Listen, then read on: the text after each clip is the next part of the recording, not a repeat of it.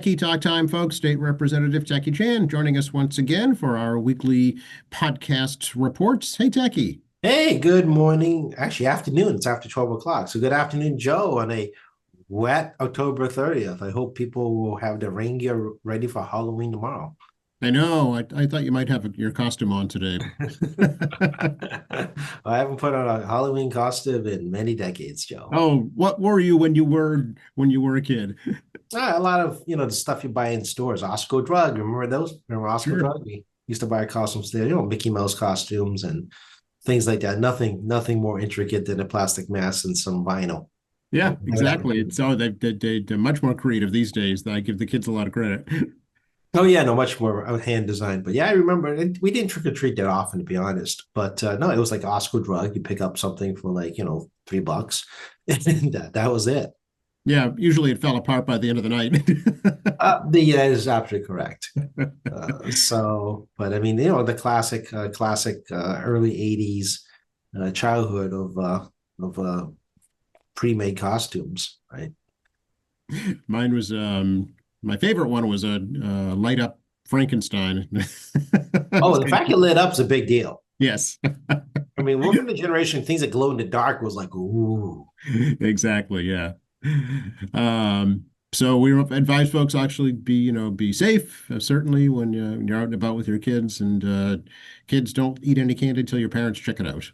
Absolutely. Check your kitty out. I know QATV has a wonderful PSA that's going to be played quite a bit to remind folks about safety. Obviously, keeping traffic. I know we like our costumes, but it's good to have light as not just the sunsets coming earlier, but also this cloud cover just makes it worse.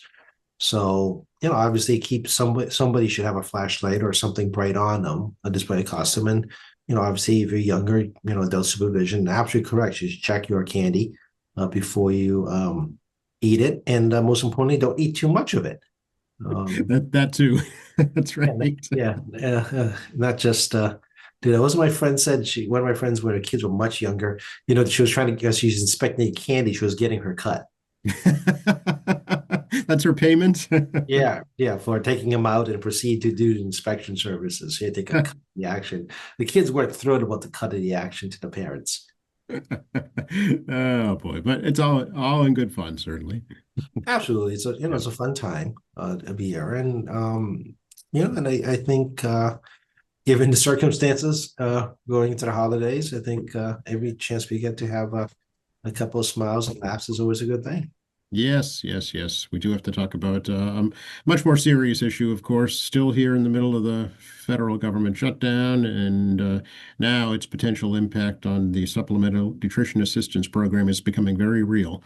So the federal shutdown, it continues to be a real thing. As you've seen in the news, about 25,000, give or take, federal employees are furloughed. We understand that some military personnel will be getting some assistance on their salary. Air traffic controllers are, essential personnel as well as public safety, and actually some more that people probably realize essential personnel working with no pay. You've seen Logan and other places, airline controllers letting people know, hey, we're working and we're not getting paid and we're going to have to find some help. And you've probably seen news articles on food banks coming to military bases to try to help families out. And the military is not exactly a high-paying gig by any stretch. So, it's being felt. Whether these employees furloughed are going to apply for unemployment is still a question mark. Furloughed employees can, under certain circumstances, apply for unemployment. It is a case-by-case basis with each state. It's not a universal rule. You automatically get unemployment while furloughed. But I suspect at some point, people are going to start testing at whether they qualify, which will put more strain, interestingly enough, on the state, which is responsible for administering a federal program, which is unemployment, and put more stress on the unemployment trust fund. So, there's a lot of ripple effects. And of course, every person that isn't working tightens the bill even further, which affects the entire commercial economy, would be restaurants, retail, or supermarkets. Yeah, the 25,000, is that just in Massachusetts, Jackie, or is that nationwide? That is what WCVB says rough is a rough number. 25,000 is just Massachusetts on Yeah, federal. yeah, okay. I can see that. I can see that. Yeah, it's a little hard to get like a pin down, like exact number. As you kind of may or may not be aware, the Fed's websites are not exactly great right now. Oh, no, as a matter of fact, the U.S. Attorney's Office website specifically states on its homepage, due to the Democratic shutdown, this page will not be updated. Yeah, that's I won't use the words. You guys can use the words. It's the internet, people. I mean, it's an excuse for them to just like not work. And those are essential personnel. They're working. They're just choosing not to do certain things. And this blame game of politics is kind of stupid. I mean, let's be And honest. the state website, Massachusetts, has a similar message. Yeah, it's stupid. I mean, the whole thing's stupid. I mean, you can't getting this like blame game stuff is ridiculous. I mean, it's the federal government and the state government, right? And the entire federal government's dysfunctional. I don't think I have to explain that to people. And it goes from the top to the bottom, right? All three branches of the federal government, county judiciary now too, is just all over the board. And I agree with the polling. The polling is still showing that the public is blaming the majority party because the expectation is the majority party should be able to cut the deal because they are the majority party. Right. They don't need the minority. They can do it on their own. Right. Yeah, despite this crazy filibuster rule they can never get rid of in the Senate, on the needing 60 votes, the reality is the majority party still has the responsibility to the public to make something happen. I mean, take it from a Democrat that's in a supermajority party. You think the Republicans take any responsibility in the House and the Senate for anything that goes on wrong? Let's be frank about that.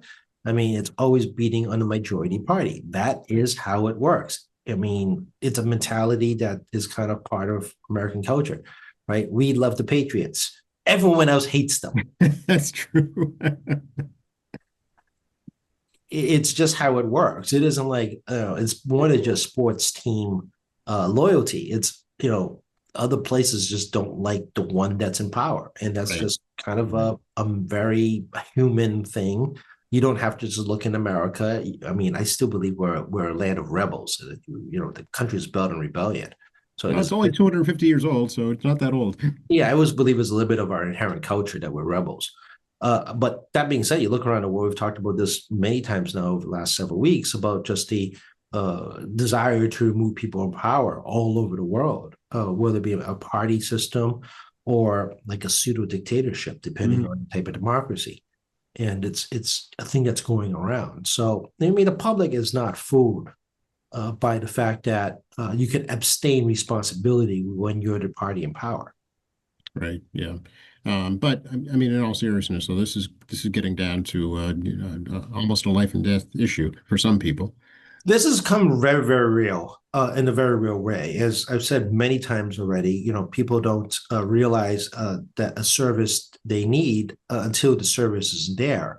And no one needs government until you need something, right? It's like everything else in life. You don't recognize the need. It's like I don't need a plumber until you actually have something leak, right?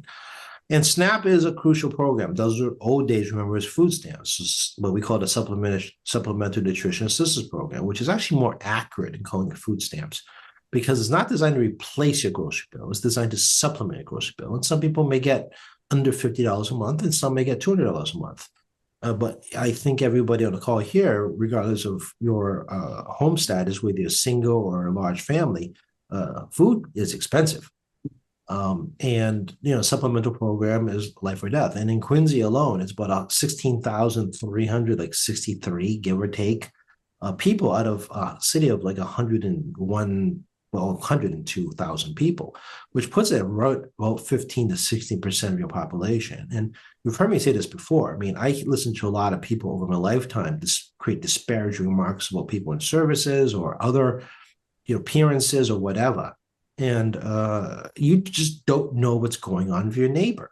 Your neighbor may be on assistance of some form, maybe just getting even $10 or $20 a week on SNAP. How do you know? But I mean, I'm always very troubled by folks that speak poorly of people in programs. Now, when I say we're at 16,363, that's households. That's Right. households. Which could be anywhere from 1 to 10 people. Right. Yeah, so it could be really complex on how that works, but that's the number of participants in the program, 16,363 participants in the program. So we think we're going to just call it per person for the sake of ease. So Right. so we're not going to start doing household calculation because that gets really crazy numbers. But yeah, those are 116,360 participants. So, I mean, it could be over 30,000 people, individual people. Potentially. Yeah. But that's why it's a very tricky number to give out because Right. it's like we don't know how many people are in a household. Right. So statewide is 1.1 million participants, people that are participating in the program. Okay. I do not know the size of the households. Right. That's what I would say. I'll say it again. People speak illy of other people on social programs, and you got a city where there's almost 16% of the populations as a participant in SNAP. Watch what you say to people. It's significant, yeah, for sure. As you say, it could be your neighbor. And it's going to start to put a strain on the social service agencies. I know you've heard from them already. Yeah, we heard from QCAP. They've seen 4 times the volume already. We've been encouraged to advise folks to go to QCAP as their first choice for food pantry. The reason is because it's one-stop services for them. So you may qualify for that HEAP. You may not qualify for that HEAP. You may qualify for housing assistance. You may not qualify for housing assistance. You don't know until you go to QCAP to find out what you qualify for, potentially for other types of assistance. And of course, QCAP is also very close to the Workforce Development Center, which helps people on helping people find jobs. They're not the unemployment center. They're the ones that help do transition to find work and those programs there. But we're being advised that definitely hit QCAP first, and they can redirect you to some services in Quincy Center. Obviously, I do encourage people to go to Germantown Neighborhood Center. They do not have 24 service. They don't actually have 24-hour or 10-hour programs. It's actually kind of a very limited hours when available, unlike the West Quincy Food Bank run by QCAP. And of course, we have Greater Boston, Quincy Interfaith Services that are on, it's the Old South Shore Cerebral Palsy off of Adams Street. So, they have a food pantry there that's also a participant in the Greater Boston Food Bank. So, there are some resources locally. I do suspect some neighboring communities will be coming in. If you look at WCVB, they have a great interactive map there. If you do WCVB Snap article, the news article, and you'd be surprised that the places that are wealthier, that you perceive as wealthy communities, and I do too, do have participants. So, but they don't have food pantries. Right. Yep. So they'll be reaching out to surrounding communities. Yeah, and Quincy is the human service catch basin for the South Shore. As much as Boston people think they serve us, we actually serve more people on the southern side of Boston than they realize. Sure. Yeah. Milton, Braintree, Weymouth, that area for sure. Looking to Quincy. Yeah, even people like Dorchester and Southie, right? They'll cross the bridge. Sure. Yeah. And the next big service zone is when you get to Brockton. Exactly. It's quite a range. Yeah. Yeah, but don't be surprised if you see in Quincy a person in a better looking car, perhaps, from a nicer community. Didn't realize they were in food stamps, and they're not as wealthy as you think they are. Yeah, and as you said, food is expensive, and it's not getting cheaper. Yeah, and according to the news reports and the numbers received from Project Bread, the participants that are served the most are young children and seniors. So when you combine young children and seniors, it's about 58% of participants involve a child or a senior citizen on SNAP programs. We are talking about the most vulnerable population, and about 26% of all folks that may overlap as a child or a senior is a person with disabilities. So, the SNAP program really is affecting, your mom or your dad or your grandma or your grandfather, as well as, people's kids and their families, because qualification for a household or an individual to be a participant can include children depending on how they fit on the income guidelines, because the federal poverty level is actually tied to household size. Right. And a lot of those too, folks forget are veterans. They are also part of that group. And that is absolutely true. And the SNAP program under the Big Beautiful Bill has significant changes to this SNAP program. Some are starting this fiscal year and some starting next fiscal year. So the federal fiscal year starts on October 1st. I think someone's not figuring it out on the shutdown. And their Republicans are having a little fun time trying to delay implementations of certain programs, which would adversely affect all the constituents, including the fact that veterans will no longer be automatically SNAP eligible. We talk about a lot about providing veteran services, and I do not like wedge issues where they pit one person against another, and that's been a very common statement you've heard over the last couple of years. Just take one group and make them fight another group because saying you're getting something this other one get.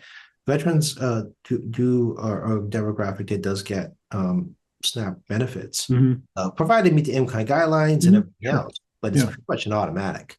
That is not going to happen. They're going to have to meet workforce requirements like everyone else that's able-bodied. If they're able-bodied, they must meet the 80 hours workforce requirements. That's going to be implemented. And they're also going to take SNAP program away from individuals that are lawfully here. So they're going to reduce it to U.S. citizens and permanent residents. You may be aware there's about 100 different visa statuses out there of lawful residency in Massachusetts. Actually, not Massachusetts, United States. I'm sorry, United States. Yep. Of includes asylum seekers, refugees, and human trafficking victims. Right. People that are fleeing life-threatening situations, All brought here under, basically being enslaved. That's what human trafficking is in the end. And the federal government does have a program for a type of asylum to assist people that are basically slaves, slaves. That's what human trafficking is in the end. Yeah. For years. That program's been around for decades. That's been a very humane program the federal government has run for decades, and the state, I think 2 cycles ago, voted to go with the federal protection program on human trafficking regarding assistance status. And they're not going to get food stamps. No SNAP program for them. Yeah, it's definitely it's an issue, and the question is, what's Massachusetts doing about it, or what can it do about it?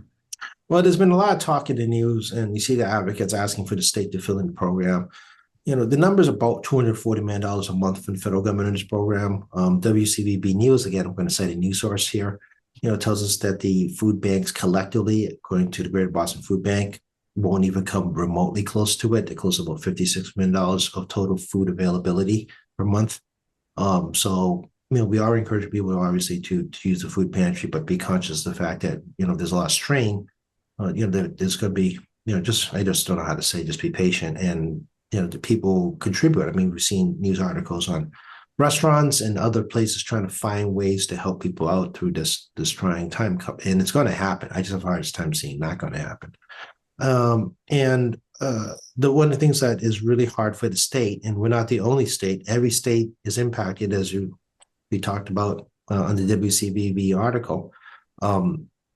There's no guarantee of reimbursement from the federal government if we actually we backfill Fed money. Right. Yeah. So we backfill the Fed programs, right? I mean, this is a Fed 100% Fed program. Yeah. And it's not like we're doing a supplemental. It's like the state decided for a Fed program, plus we do a bonus, right? Do a little extra or something that's not part of the Fed program. We may, if we put money in, there's no guarantee that the Fed's going to reimburse us for a federal program. And for those who aren't aware of this, that the state does segregate the federal dollars out for federal programs, and the state programs are state dollars, and none shall meet, so to speak. They don't commingle. There are matches, and we can talk about Head Start in a minute too. But we are required to provide a 20% match with the 80% contribution from the federal government. And then same thing of capital projects. There is no such thing as true free lunches. So even on like federal infrastructure projects, the state's expected to cough up somewhere between 15 and 25%, depending on this type of project, right? Massport is a state-controlled airport. It's paid predominantly by fees and basically paid by fees, actually, and tenancy because of the various businesses on there. But there's a federal component because the FAA, of course, runs the airline controllers, right? So it's a kind of a commingling kind of shared jurisdiction, but quasi jurisdiction, but ultimately the state is the landlord, right? Exactly, And this is not uniquely us. They have county airports, they have other state airports. I mean, there's municipal airports, it's a very kind of an interesting, unique thing in this country where local government controls airports, even though there's a federal component to it, right? So I mean, what happens to security money, right? I mean, airport security is an enormously important issue, especially after 9/11, and where the Fed's going to come down to that in the long term, right? And the governor, I guess, just this morning allocated $4 million to some of the food pantries in the state, just as a way to get them through this. Yeah, that's something we can do without really concern about the Fed money. There's a good example there, right? We could allocate, additional state dollars to food pantries around the state for them to purchase food and fill up the pantries.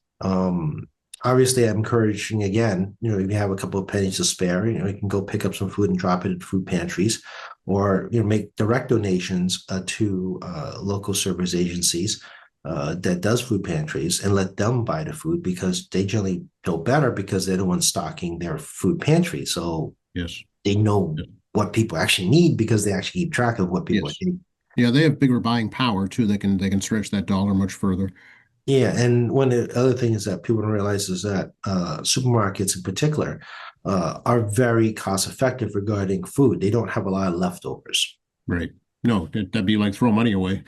Yeah, and it used to be that, that used to be, still is, but not as much as it used to be. That's that you could get surplus food from markets because we're nearing end of a certain shelf life. Yeah, So it's that's actually, what Interface Social Services does. They go out and get that product. yeah, the problem is they're so efficient regarding stocking. There's not a lot left over. Yeah. Yeah, that's one of the problems. Hence, making straight donations to Right. any service needs to buy their own groceries actually helps out much more and also helps out the markets because if this follow through November 1st, 20% of all revenue from all food stores, which is apparently 5,500 because that includes small market, cultural markets, anybody takes EBT, 20% of revenue is from SNAP. Very significant source of revenue for stores. Yeah. Yeah, and you've already seen there's a workforce shortage to begin with, and Hmm. there's some shortages of different foods. So if there's a 20% revenue, even if it's a large supermarket like a Stop and Shop scenario, they're going to have to really buckle down regarding revenue loss, Yeah. They're going to cut costs, which means cutting people. Right. which also means being less generous in food pantries because they're going to pull back on their shelves. Right. Yeah. So it's a ripple effect, and none of it is good. Now, is again an example of a social service program, right? The social program is not just essential for people's livelihoods to stay, literally feed themselves, but also has actual economic impact in your local communities. And if you guys all know, I hope that you have two Stop and Shops, you have a Star, you have five Asian markets and C Mart, 99 Ranch, Lucky, Can Man, and H Mart, and then you have a series of small halal shops all over the city. And then obviously you have the convenience stores on top of that. Some are Mhm. family mom and dad owned, some part of a franchise, and some are a big chain. Right. Exactly. Yeah. There's some neighborhood markets as well. So yeah, it's larger than you would realize. It is. And like I said, during COVID, we didn't realize how supply chains work or the fact we took for granted that things were readily available until they were no longer available. Right. Exactly. Do you think this is being used as just a bargaining chip, Tacky, in Washington? Oh no, this is all political stuff. Like I said earlier, this is all stupid. I mean, they're just all being stupid. I mean, the feeling down there is the fact that we're just going to make people suffer, and who can take the pain the most, Hmm. and it's an excuse for the administration to be able um, to just remind folks that who's in charge of this place, right? Hmm. It's a terrible way of exerting your authority, right? But it's a very dictatorial mentality. This is not about political parties anymore. This is about people's livelihoods. Hmm. And we have not even talked about Head Start or Medicaid and all these other things Right. that may be impacted next by the shutdown, but also changes. Like I said earlier, political parties, hold a number of groups important. Elders, disabilities, children, veterans, and SNAP program is going to force them all into except for very specific circumstances of a high level of disability, going to force them Hmm. onto the same requirements where some of these folks like veterans did not meet the same requirements as other able-bodied people. Yeah. Yeah. And And this, you know, yeah, this has a spiraling effect too, because if you're not eating properly, chances are better you're going to get sick, and that's going to add to healthcare costs. well, back again to the universal school meals, right? This Yeah. one again, I'll repeat over again. It's one of the most important things I've done in my legislative career on school breakfast, school lunches. And that is a state-funded program that the federal government dropped the ball on after COVID. But I can blame the Biden administration for that one because they did it. Uh, but I mean, I'm very proud that we were able to fill in the gap, and it is a huge financial stress. Don't get me wrong. $170 million, actually. Yeah. Yeah, it is a huge financial stress. It's not like a cheap thing to do, but it is essential, as you pointed out. Nutrition is crucial for development. And, I don't know people still have friends from the Great Depression or immigrants or refugees that come from a much starving situation. My father actually knows what it's like to starve when you left China involuntarily as they escaped. And it does have long-term nutritional effects as adults. Exactly. Yeah. You mentioned QCAP. That's particularly that's like child care services. Is that right? Well, they're looking at everything, right? They're a single shop for anti-poverty. So they help with rental, they help with LIHEAP, which is low-income heating assistance programs. Okay. They help. We can try to see if we can get qualified for SNAP because if it comes back online, you'll be Yeah. ready to go. They can direct you towards unemployment services. They have Yeah. limited legal services in certain situations. Obviously, the food pantry. Yeah, so it's a lot of one-stop shop. So And the Head Start program too. in the Head Start program. Yeah. So we'll also touch that one as well. Head Start potentially may lose all the funding by November 15th.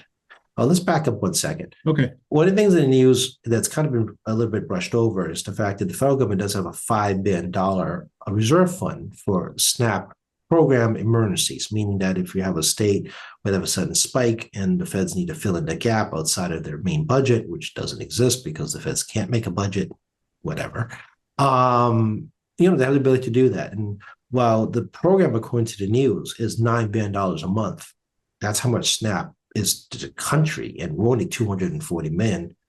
When you think about the size of 9 billion, it shows the $5 billion may not fill in off 9 billion, but can provide some temporary relief. Right. You can lower the benefit just to make it spread out further.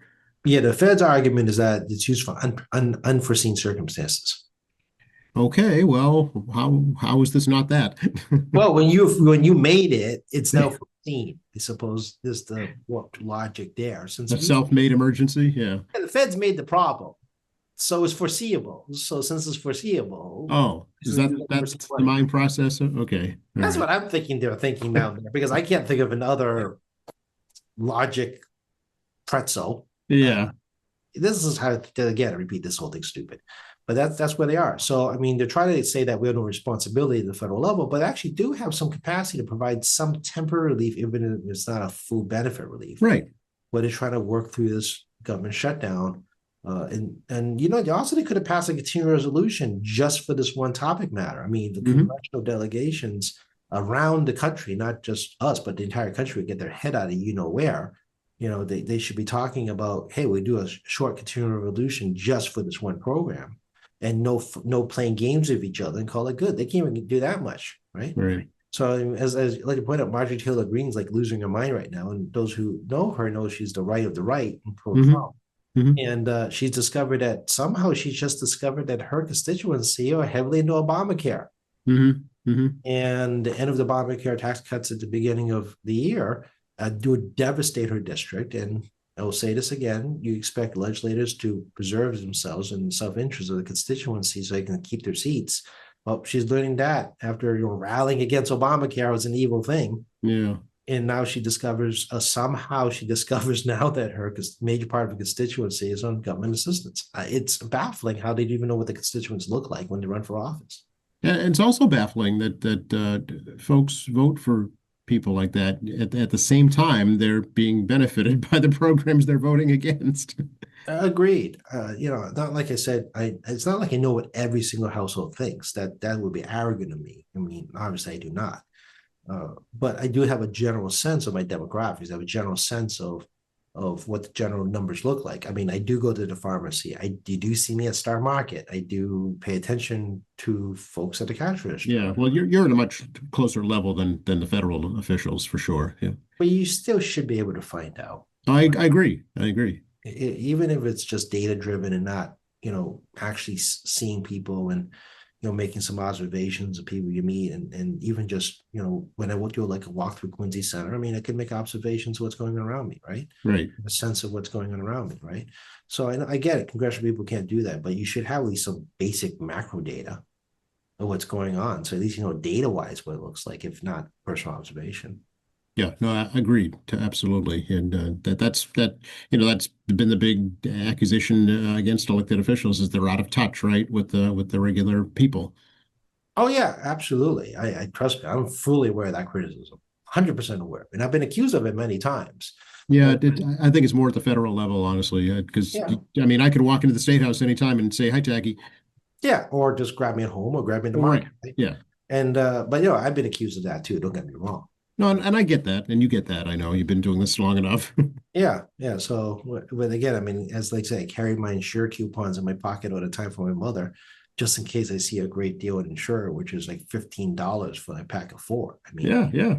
it's not cheap when you think about it. So, but anyways, let's switch back to Head Start for a moment. Okay, So, yes, let's do that. Yeah. the federal government shut down. Talk about shutting down Head Start. Uh, Starting November 15th, potentially for lack of funding. It's an 80-20 split. The state has provided supplemental funding as part of our 20% split contribution. Obviously, filling the 80% is a ginormous number. If the program shuts down, this is another federal program. You may remember this is a George H. Bush program. Oh, I didn't know that. Okay. And this was a Republican program. If I remember correctly, George H. Bush was the administration that pushed forward the idea of Head Start. Okay. So this is preschool childcare. Yeah, well, Yeah. it's actually early education. Early education. Yes. Yeah, it's And not. childcare. Yeah, it happens to be childcare because they're getting an education. Right. Okay. Gotcha. Yeah. But it allows their parents to work.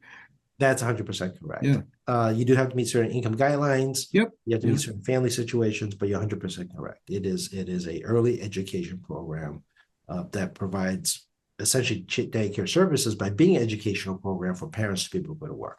Right. And it's And it's crucial. It's also in, if I remember correctly, the old St. John's school, it's which is, St. Joseph's, but yeah. I'm sorry, St. Joseph's School, which is now after our dear friends, Rosemary and Archie Wahlberg. Yes. Yes. So generous folks. They were wonderful. Yeah, and Rosemary built that program, with her bare hands. So she would be rolling in her grave as she speak about what they're doing to a population. Yes, I knew Rosemary for many years, and she would not be taking this lightly. Oh, Rosemary was here now. She'll make Archie drive her down to DC and give people a piece of her mind. She would. She I, absolutely would. I could see that. Like, Archie, we're going to DC and going after people. I can see Rosemary will not use those words. She doesn't. Yeah, I because can they were see. passionate about it, and it's been hugely successful. And it's an unsung hero that you may not be aware of. As time goes along, we tend to forget folks, but you take for granted something gets there, but somebody had to do it. So, I mean, it's not always about Democrat or Republican administrations. It's about administrations, regardless of party, working for people. And when you help people lift themselves up on things like getting children early education, a head start, and helping the parents go to work, that also is a lifelong benefit. Like we said, with school breakfast, school lunch is a lifelong benefit, which should help develop it, not just as children, but also into adults. Yeah, yeah. What seems to have been lost, I guess, in the conversation is the government is not it's not a business. It's people. You're not dealing with just numbers and statistics. You're dealing with people's lives. You're right. And we can't do everything. Trust me, I've done my share of constituent services where we couldn't help someone for many different reasons. They're never the same reason. But the idea is correct. The idea is to help society. And we are the Commonwealth of Massachusetts. John Adams was very wise when he made the Commonwealth of Massachusetts because for the common good. And it's a philosophy that Massachusetts carried forward despite political parties, despite the different rhetoric or societal upheavals. It's always striving to try to do that. Is it always successful? We're not perfect people. We're always successful. But I will say it isn't from the lack of effort. Yeah, we're actually recording this on John Adams' 290th birthday anniversary. Oh, I didn't realize it was his birthday. Yes, yes. The ceremony at Church of Presidents today, right now. Oh, well, I didn't get that notice, but that's okay. It's raining. Well, you can visit him anytime. He's right there in the basement. Anybody, well, actually, remind everyone again, just because the government shutdown is going on in the National Park Service, the Church of Presence is not part of the National Park Service, and you can bring your friends and family if they happen to be visiting, or maybe you would like to go visit the Tomb of the Presence at United Church, the United Parish Church up in Quincy Center across from City Hall. So if you have friends visiting from out of town, there is still local historical sites in Quincy that are not federally operated, and all of them are free. Actually, all of them are free. And you can do it walk around in cemeteries and the tombs, and even places like say like Thomas Crane Church. I mean, Hmm. Thomas Crane Library, Yep. which is a beautiful architectural marvel of actually both 20th and 20th century and 19th century. And all the different aspects of Quincy Center. So, and obviously you can take pictures of the historical sites from outside. So if you have friends coming in there touring and disappointed by the close of national parks during the shutdown, well, there's some free stuff in Quincy that can come visit. Yes, yeah, you can walk the grounds, and that's always available for folks. Just can't go inside. Yeah, They'd be closed right now for the season anyway. yeah, it is the winter. Right. So yeah, there'll be closed season, but I mean, you can still take pictures. Yeah, So exactly. I am saddened that people can't visit these sites. Not just because of economic development, but also because it's denying people an opportunity. Yeah. We haven't talked a lot about what's going on at the State House. Anything? Well, actually, we did three bills in the House yesterday. I'm not sure what's going into the Senate right now, but we did three bills in the House yesterday where we do an upgrade to K through 3 education reading levels on updating our literacy programs to allow school districts to pick 6 programs plus the option to create their own with approval of DESE, Department of Secondary Education.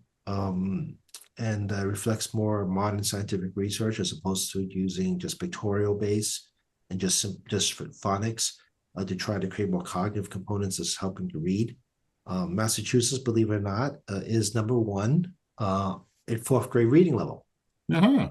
However, it's also been declining despite still being number one. So we're like declining number one. It's actually not a good thing.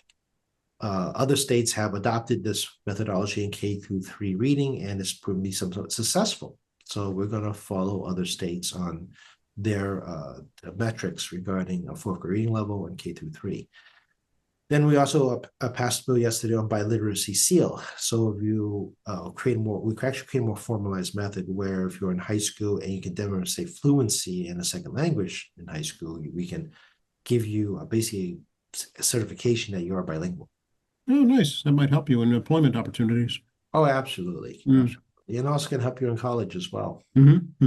The third thing we did was putting in financial literacy programs. So we established a separate trust fund and have a department, secondary education to set up basically set up a financial literacy program. Literally what it sounds like. Learning how to balance a checkbook, understand how finances work, preparing people for the future, particularly, in their teens. So, as I like to say, Mrs. Sullivan in 7th grade taught us how to balance a checkbook, which I still do know how to do, but it was one of the most useful skills ever, Yes. coming out of middle school. So, I think this is much needed, especially now that we're not using checkbooks. Everyone's doing things electronically, and people think magic money just because you don't see it. Yes, when you see all the ads for all these apps where, just download this and you've got instant cash. They don't tell you that, it's at a high interest rate and you have to pay it back. It's exactly it. So it is very clear that given modern financial transactions, kids need to learn about how it works, the dangers, and how Yeah. to be responsible with money. Yeah, that's good. So school districts apply for that, or how does that work? The grant program is an application, but the Okay. programs can be developed at the state level. Basically, the basics. I mean, I don't think it's gonna be that complicated. No, right. Yeah. I think everyone can figure it out and just listening to us how this is going to look. Yes. Obviously, it needs to still need to pass the Senate, but Oh, okay. 3 bills, so it's not on the governor's desk. But we're hopeful that the Senate will give it some consideration and take it up before we close formal sessions on November 19th. That is still the closing date for us. But if not, I mean, we'll be back in January. So There's more activity now as both branches are trying to get moving on bills, as committees are now moving them out. And the Senate side of the joint committees have to December 3rd to release bills. I'm still working in this 60, 90-day system that I've talked about way too many times with people. And I'm under the pressure to get almost 100 bills out in November and December. I got to make some decisions and present the committee members for votes. So Okay. I'm a little bit under pressure over I here. was going to say this stack of paperwork on Tackey's desk like this. Experience helps. A lot of old knowledge base helps, Yes, and a good staff too. and a very good staff to help keep track of the deadlines that's involved. Right, right. I'm also very fortunate to have colleagues on the committee, their staffs, as well as colleagues in the House that are advocating for bills and do it in a very polite but also very intelligent manner. They don't come Mhm. just ranting, right? They actually come in with an argument and we have a conversation. It doesn't matter Yes. the political party. I will have a conversation. Yeah, they could take a lesson in Washington from that. One would hope, but I'm very thankful for my staff in particular to keep everything on track. But Yeah. ultimately, the buck stops with me, and I got to make a decision, and somebody's gonna be mad. That sums it up. That's politics, right? If you're not willing to make decisions and take the heat, you shouldn't be in this gig. Yeah, exactly. And if you're in chairmanship, it's even worse. I'm sure. I'm sure. We like to talk about the economy on this program. The Fed cut the rate another quarter point yesterday. Yeah, the Feds are working a little bit blind because the CPI number did come out. PCE is probably not going to come out quickly. It is also very late data sets, which show that inflation still sitting around 3%, which is sticky. It's stuck there, which is why you're all still feeling some degree of high prices. It is delayed. It's not like this stuff is instantaneous. Fuel continues to be, and gas is finally coming down a bit. The saving grace for everybody right now in terms of greater inflation. But that's a volatile thing. Gas may change depending on actually macro and global Mhm. situations. And unemployment is a good question because we're still waiting for unemployment data. But companies are doing massive layoffs. You maybe seen 13,000 people from Amazon corporate. Yes. Target is doing a layoff. Comcast is doing a layoff. I mean, big corporates on layoffs. The question is, when does this go down to Main Street level on layoffs? Other thing that the feds have started noticing, I think we all are noticing more of, is that no one's hiring. Correct. It's kind of stalemated right now. Yeah. It is stalemated because of economic uncertainty. Businesses are not interested in hiring if they have to fire people right now. And you may be aware that if you terminate people, you have to pay a penalty to the unemployment tax, depending on the situation and layoffs. So it's actually not worth hiring folks and flip around in 6 months and terminate them because you're going to be penalized for it. And it's also not cost effective because you may need that money for something else if the Right. sky falls, right? So there's a lot of really uncertainty here, but the Feds right now are hyper focused on the job market this time as opposed to just the inflationary numbers. And we'll see how it works. So reducing a quarter point means that the Fed funds rate is around 3.75 to 4%. And that affects short-term borrowing. Just to remind folks, banks borrow money from the Feds to make ends meet because they don't sit on a giant Scrooge McDuck pile of money. That's not how it works. It's all electronic. And they do short-term loans from the Feds, and then affects things your credit card rate, affects perhaps your car loans, affects any type of lines of credit, but it doesn't affect long-term mortgages because that's an open market bond. Hmm. People still trade bonds. Actually, it's one of the most traded things on the planet is U.S. Treasuries and bonds. So that rate isn't tied to the Fed rate. So when you see the Fed Reserve lower the rates, it doesn't translate to anything over 2 years regarding those interest rates. That's completely market driven. It's also a bad sign. The Feds continue low rates at a rapid pace. It means something's gone wrong with the economy. Right. They're trying to stimulate it. Right. Yeah, something's gone really bad, and they see some data sets that are projecting out some real problems. They Hmm. also said they're not going to guarantee rate reductions in December. They don't want to create a situation of high expectations that cannot be met, which also impact not just stock markets, but also all businesses and how they operate. So I think it's smart for them not to project out because if they have to not raise rates, I don't think they're going to raise rates. But I think if they freeze rates, it doesn't create these unnecessary expectations. Right. Yeah. No, otherwise that would send off all kinds of warning bells for sure.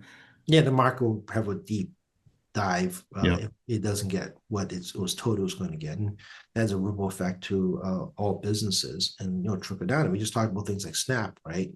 Perhaps other federal programs, and Fed cut back on funding on infrastructure and on grant programs, and there's a huge impact on jobs.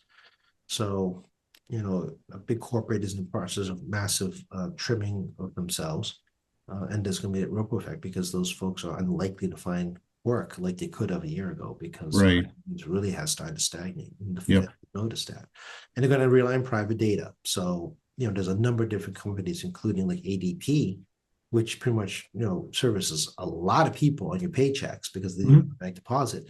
Well, they won't review individual data. They can give you the aggregates regarding the size of people getting paid like in aggregate, Mhm. and Right. there's people coming on the system, off the system.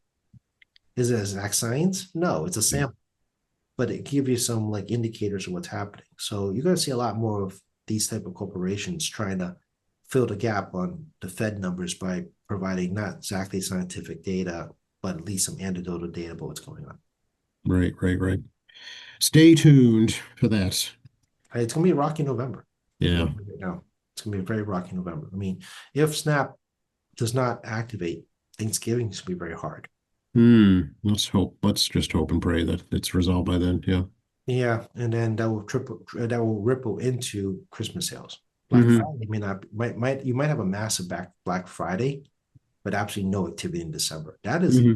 if we have no SNAP, the federal shutdown, high employment, the Fed's cutting back on local investment, no tourism really, because no national parks, right? You have these increased visa charges, which affects foreign tourists from coming, plus still a stronger dollar against foreign tourists visiting, right? Students are a big part of our economy here, but also many larger states.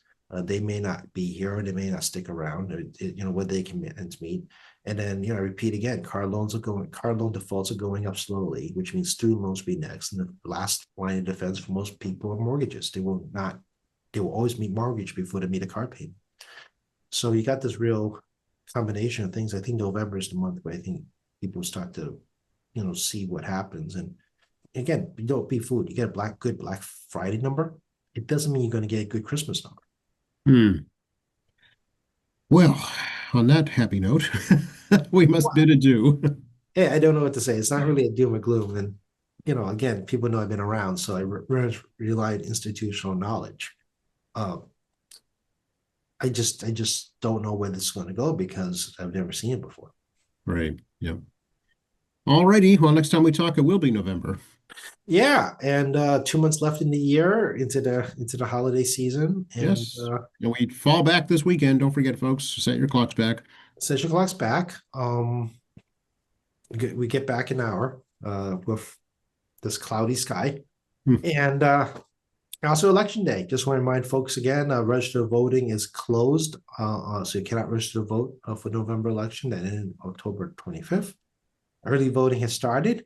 You can drop off your mail-in ballots at City Hall if you don't feel safe at post office. We highly recommend that at this point on October 30th because you can't trust the mail to get there and it's counted on the day. It's not absentee ballots. That's After correct. have 10 days after election day, your mail-in ballot does not have 10 days. And of course, the polls will be open. And I've heard that there's been already a high number of early voting and mail-in ballots already in. But November 3rd, Nope, the fourth. You had it right. yeah, 4th. What am I thinking? November 4th, the polls are open. And, again, I always encourage people to vote. I'm not telling you who to vote or how to vote. Never have. But, please do exercise your right. Definitely. Yeah, absolutely. And we will have live coverage here at QATV on Tuesday night beginning at 8 p.m. Yep, turn into Joe. And of course, you want to ask Joe a question or give feedback on how this goes or whatever you want to say. It's QATV at QATV.I. org, sorry, QATV at QATV.org. And as you can tell, I'm around room 42 at the State House, 617-722-2370, 617-722-2370. Tackey.Chan at mahouse.gov, tackey.chan at mahouse.gov. So you'll know I check my emails and I'll let you all know, yeah, constituent service first. I already got 3 unemployment cases coming over the weekend. I had one SNAP-oriented case before the shutdown regarding some access issues, and I expect starting next week, we're going to get a lot of calls regarding seeking food assistance. We'll have social media stuff up on State Representative Tackey Chan Facebook and our Instagram regarding resources that we just talked about today. We'll be posting that, and we're hoping to update our tackeychan.org to prioritize human service programs, and we can go to get some help without actually calling us. And of course, MAlegislature.gov, we strongly encourage people to create a login account. You can track legislation, watch our sessions, watch our hearings, get vote counts on the pollings of each committees, our roll call votes, everything's up there. So, obviously you can call us, we can help you get stuff, but, you can do it yourself. It's the internet. Um, and of course, Joe has his 10 minutes in the morning or so, updating you what's going on during the day. That's also very good, and not just national and city issues, but he pops in some state questions in the process. Definitely, we try and cover it all best we can for sure. Yeah. Happy Halloween, Techie. Happy Halloween. You all have a safe and enjoyable weekend.